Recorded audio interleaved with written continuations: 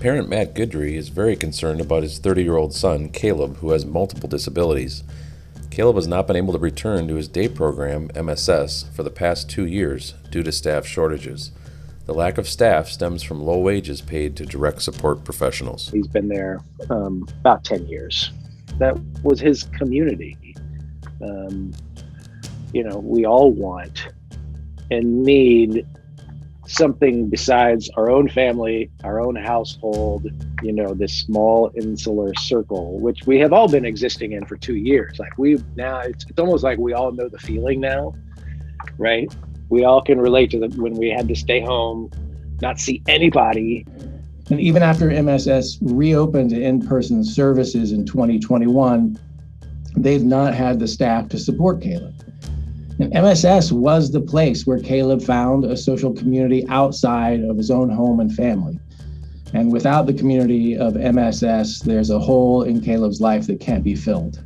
He was really into MSS, I think, been one of the leaders in bringing arts into their programs. And so they had a resident artist there who I know he loved, and he would visit her all the time. The state of Minnesota should be ensuring that people with disabilities can live, work, learn, enjoy life alongside everyone else in the community. And I quote directly from our own state's website with that.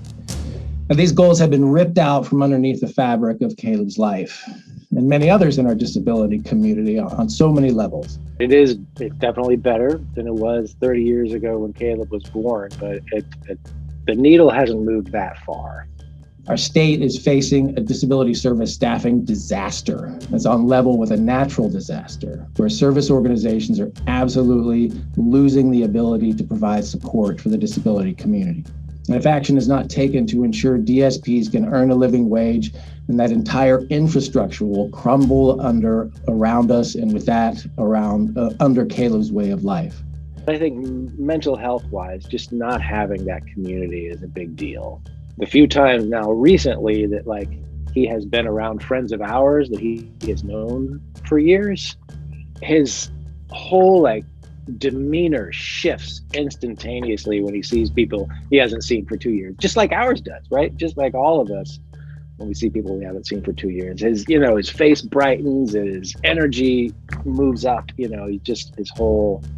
becomes animated in a way that he's just, like all of us. People with disabilities need to be community ready, but the community needs to be also ready for individuals who communicate and look and behave differently than they're used to.